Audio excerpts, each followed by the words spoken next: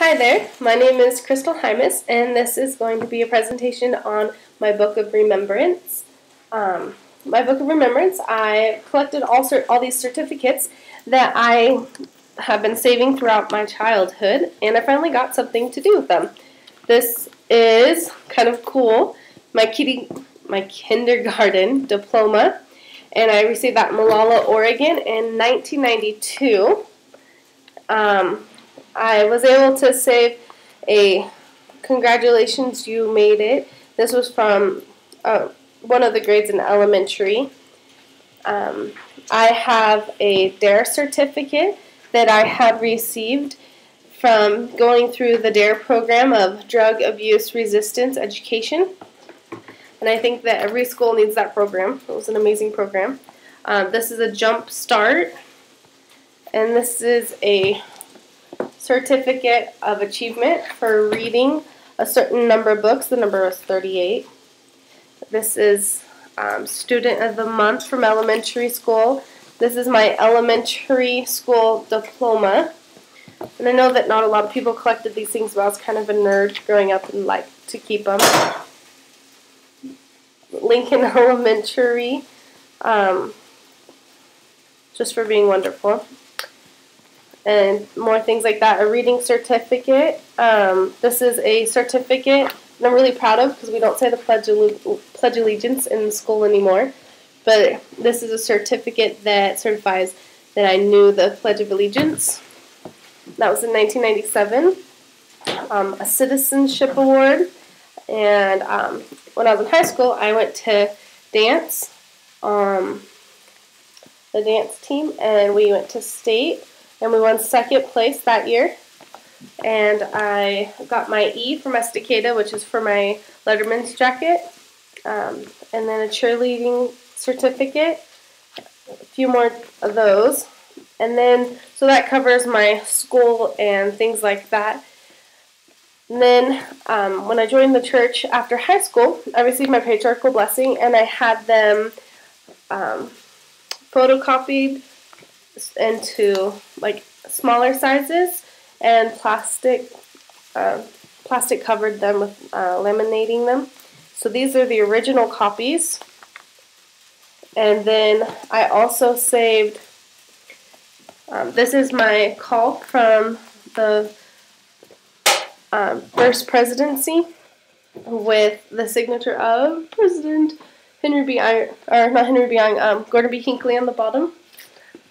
And I also wanted to save the call for going through the temple and receiving my endowments, and so I laminated those. And also the welcome to the mission from my mission president. And then this one right here is a certificate that I had been released from my mission. And I put in a photocopy of my certificate from Brigham Young University in Idaho, where I graduated with my associate's degree, and I'm still working on my major with family and marriage and with genealogy now.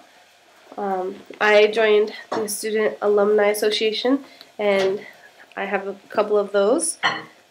And then I saved my graduation packet. I've got copies of my official transcript from BYU Idaho and my high school transcripts. I have those. And then I put in all of the different resumes that I've had over the years of working, so that I can keep a history of where I worked and be able to recall those easily when needed.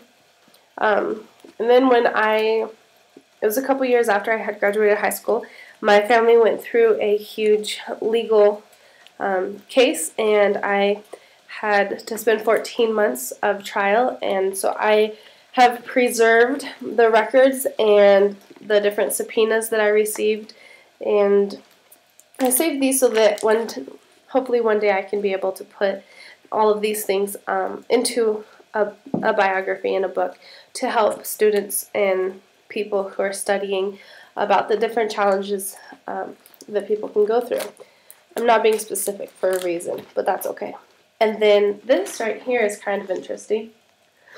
When I got out of high school, I actually was going to go into the Navy, but I got into a fight and broke my hand, and I wasn't able to go into the Navy until I got the metal plates taken out of the back of my hand, and the Lord found me and baptized me. So I never went into the Navy. I ended up going into the mission field, which was even better. So this is more court papers, and then I have written out everywhere that I had lived. I know it's kind of corny, but just from when I started school to when I graduated and after school. Growing up, I think I moved about 20 times, and so to me that helps me remember what happened and when. So when I go to write my biography, I can have something that will help me follow that. This is a clipping from the paper of the trial that I was involved in, and this is a packet full of my testimony and the things that I had said in the end of the court date. I'm keeping records for my brother, so this is an envelope of like his school picture from elementary and some certificates that he had.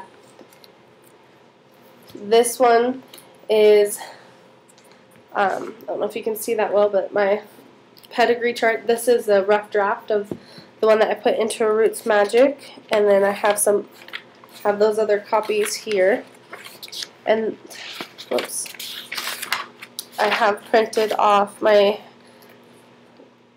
fan chart with my family history on it. It's really tiny, so you can't really see it.